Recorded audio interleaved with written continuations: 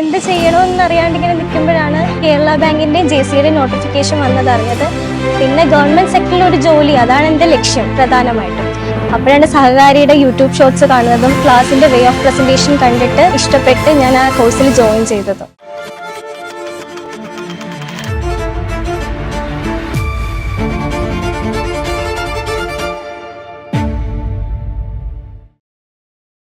Kerala bank success story series തുടരുകയാണ്. സഹകാരി raise പ്ലസിൽ open കാറ്റഗറിയിൽ ഇത്രയും വലിയൊരു മത്സരം നടന്ന പരീക്ഷ എന്ന് പറഞ്ഞാൽ ഏകദേശം 75,000-ലധികം ആൾക്കാർ മത്സരിച്ച പരീക്ഷയിൽ 10ാം റാങ്ക് മേടിച്ചിട്ടുള്ള സഹകാരിയുടെ മിടുക്ക് കുട്ടിയായിട്ടുള്ള നീരജയോടൊപ്പമാണ് നമ്മളിന്നുള്ളത്.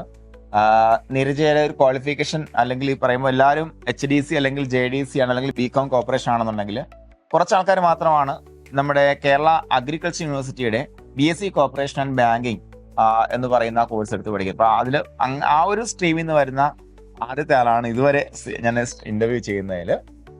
അപ്പൊ എന്തായാലും മക്കളെ ആദ്യം കൺഗ്രാറ്റ്സ്. ഓക്കെ, ഇപ്പൊ എന്ത് തോന്നുന്നു? നാട്ടിലൊക്കെ എങ്ങനെയുണ്ട് പൊതുവെ എല്ലാരും ഹാപ്പിയാണ്, പ്രത്യേകിച്ച് പേരൻസ് ആണ് ഏറ്റവും കൂടുതൽ ഹാപ്പി.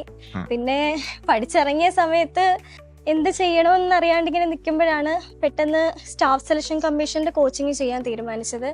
പക്ഷേ അത് എനിക്ക് കുറച്ച് ഡിഫിക്കൽട്ടായിട്ട് തോന്നി. പ്രിലിംസ് ക്ലിയർ ചെയ്യും, മെയിൻസ് പോവും, അങ്ങനെ ആയിരുന്നു. പിന്നാണ് ഈ കേരള ബാങ്കിന്റെ JCയുടെ നോട്ടിഫിക്കേഷൻ വന്നതറിഞ്ഞത്. പിന്നെ ഗവൺമെന്റ് സെക്ടറിൽ ഒരു ജോലി, അതാണ് എൻ്റെ ലക്ഷ്യം പ്രധാനമായിട്ടും.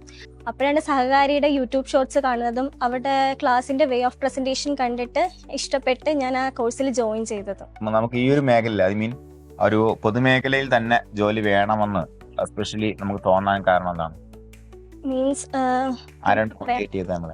മീൻസ് എന്റെ ഫാമിലി ഫുൾ ഗവൺമെന്റ് എംപ്ലോയീസ് ആണ്. പ്രത്യേകിച്ച് എന്റെ അച്ഛനാണ് എന്റെ റോൾ മോഡൽ. പിന്നെ അച്ഛൻ അഗ്രികൾച്ചർ ഓഫീസറാണ്. അപ്പം പൊതുവെ നമുക്കൊരു താല്പര്യം തോന്നുമല്ലോ. പിന്നെ സൊസൈറ്റിയിൽ ഒരു സ്റ്റാറ്റസ് ആണ് ഗവൺമെന്റ് എംപ്ലോയി എന്ന് പറയുമ്പോ, അതുകൊണ്ട് ഒരു താല്പര്യം വന്നു എന്നുള്ളതാണ്. അപ്പോ അങ്ങനെയാണ് നീരജയുടെ തുടക്കം. നീരജ ആദ്യം എനിക്ക് നമ്മുടെ JC പരീക്ഷയിലാണ് സഹകാരിലേക്ക് വരുന്നത്.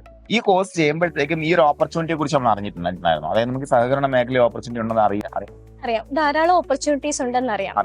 സൊസൈറ്റിയിൽ എക്സാം എഴുതാന്നറിയാം, അതുപോലെ തന്നെ മറ്റ് ഫെഡറേഷനിൽ എക്സാം എഴുതാന്നറിയാം.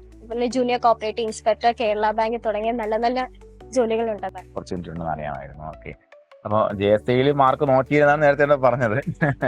എന്തായാലും മെയിൻ ലിസ്റ്റ് ഉൾപ്പെടുന്ന ഉറപ്പാണ്, ഷോർട്ട് ലിസ്റ്റ് വന്നിട്ടുണ്ട്. അപ്പൊ എന്തായാലും ഇന്റർവ്യൂവിന് നന്നായിട്ട് പ്രിപ്പയർ ചെയ്യുക. ഓക്കെ, അപ്പൊ നമുക്ക് എന്തായാലും കേരള ബാങ്കിന്റെ ഇത്തരത്തിലുള്ള ഒരു റാങ്ക് എന്ന് പറയുമ്പോഴത്തേക്കും പ്രധാനമായിട്ടും നമുക്കറിയാം ഔട്ട്സ്റ്റാൻഡിംഗ് ആണ്. ഏകദേശം 1ാം റാങ്കിനോട് അടുപ്പിച്ച് നിൽക്കുന്ന അല്ലേ? എത്ര മാർക്കിനാണ് 1ാം റാങ്ക് പോയത്? 2 മാർക്കിനാണ് 1ാം റാങ്ക് നഷ്ടപ്പെടുന്നത്. ഓക്കെ, അപ്പൊ അതൊരു വലിയ അച്ചീവ്മെന്റ്. നമ്മളിത് ആർക്കാ സമർപ്പിക്കുന്ന ഈ ഒരു വിജയം? സത്യം പറഞ്ഞാൽ പകുതി ശതമാനം ഞാൻ സഹകാരിക്ക് തന്നെ സമർപ്പിക്കുന്നു, പകുതി ശതമാനം എനിക്കും എന്റെ പേരൻസിനും സമർപ്പിക്കുന്നു. ഫസ്റ്റ് ഓഫ് ഓൾ പ്രിപ്പറേഷൻ അല്ലെ, പഠനം നന്നായിട്ട് ചെയ്യണം. അപ്പൊ അതിനകത്ത് നിങ്ങൾ ഏറ്റവും കൂടുതൽ സഹായിച്ചിട്ടുള്ളത് നമ്മുടെ ടീച്ചേഴ്സും ഓഫ് കോഴ്സ് അതിനേക്കാൾ കൂടുതൽ റിസർച്ച് ടീമാണ്. അവരെപ്പോഴും പുറത്തവരെ മുഖം ആരും കാണില്ല. എന്നാൽ ഈ റിസർച്ച് ആരാണ് ഈ കണ്ടന്റ് ക്രിയേറ്റ് ചെയ്യുന്നുള്ള കാര്യം നമ്മൾ അറിയില്ല. അപ്പൊ അവർക്ക് വലിയൊരു ഹാൻഡ്സ് ഉണ്ട് കേട്ടോ. അപ്പം അങ്ങനെ റിസർച്ച് ടീം, 2 ടീച്ചേഴ്സ്, പിന്നെ മെന്റേഴ്സ്, അവരെയൊക്കെയാണ് ഇവരറിയാം. അപ്പൊ ഈ പെർഫോമൻസിൽ ആ ഒരു 1.5 മണിക്കൂറത്തെ പെർഫോമൻസിൽ മുന്നോട്ട് വരാൻ വേണ്ടിയിട്ട് എന്തൊക്കെയായിരുന്നു നീരജയുടെ ടാക്ടിക്സ്? ടൈം മാനേജ്മെന്റ് വളരെ ഇമ്പോർട്ടന്റ് ആണ്. അതായത് എനിക്ക് ക്വസ്റ്റ്യൻ കണ്ടപ്പോൾ മനസ്സിലായത് ലാസ്റ്റ് വരുമ്പം കുറച്ചുകൂടി ക്വസ്റ്റ്യൻസ് അവർ എളുപ്പമാക്കിയിടും.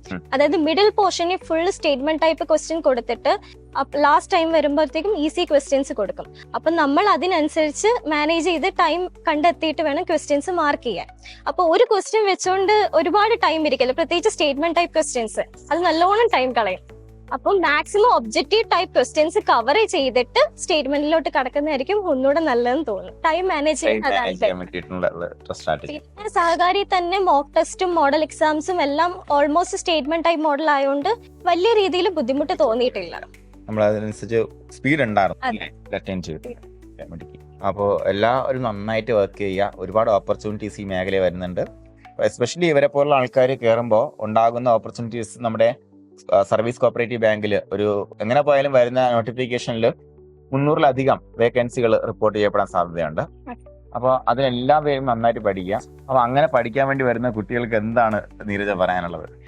നിങ്ങൾ എത്ര വർഷം പ്രിപ്പയർ ചെയ്തു എന്നല്ല, ആ ഒരു ടൈം ഡ്യൂറേഷനിൽ നോട്ടിഫിക്കേഷൻ വന്ന് തുടങ്ങി ആ എക്സാം വരെയുള്ള ടൈം ഡ്യൂറേഷനിൽ എത്രത്തോളം എഫേർട്ട് എടുക്കുന്നുണ്ടോ അത്രത്തോളം എഫേർട്ട് നമ്മുടെ റിസൾട്ട് കിട്ടും. അതായത് ഞാൻ ഇത്ര വർഷം പഠിച്ചു എന്നിട്ട് എനിക്ക് ജോലി കിട്ടുന്നില്ല എന്ന് പറയുന്നത് ഒരു എക്സ്ക്യൂസ് അല്ല. പിന്നെ ടൈം മാനേജ്മെന്റ്, പ്രോപ്പർ ആയിട്ടുള്ള ടൈം ടേബിൾ ഫോളോ ചെയ്ത് പോയാൽ നമുക്ക് നല്ല രീതിയിൽ തന്നെ ക്രാക്ക് ചെയ്യാൻ പറ്റും. സഹകാരി നമുക്ക് പ്രത്യേകം ടൈം ടേബിൾ പ്രിപ്പയർ ചെയ്തിട്ടാണ് ക്ലാസ്സുകൾ എടുക്കുന്നത്. അതുകൊണ്ട് പ്രത്യേകം നമുക്ക് ടൈം ടേബിൾ പ്രിപ്പയർ ചെയ്യാൻ ടൈം കളയേണ്ട ആവശ്യമില്ല. ഡെയിലി സെപ്പറേറ്റ് ടോപ്പിക്സ് എടുത്താണ് അവർ ക്ലാസ് നടത്തിക്കൊണ്ടിരിക്കുന്നത്. അത് കാരണം നമുക്ക് ഒട്ടും ബോറടിക്കാണ്ട് തന്നെ ഓരോ സബ്ജക്റ്റും റിവൈസ് ചെയ്ത് പോവാം. ഓക്കെ, അപ്പൊ എല്ലാവരും നന്നായിട്ട് പഠിക്കുക. വിജയാശംസകൾ.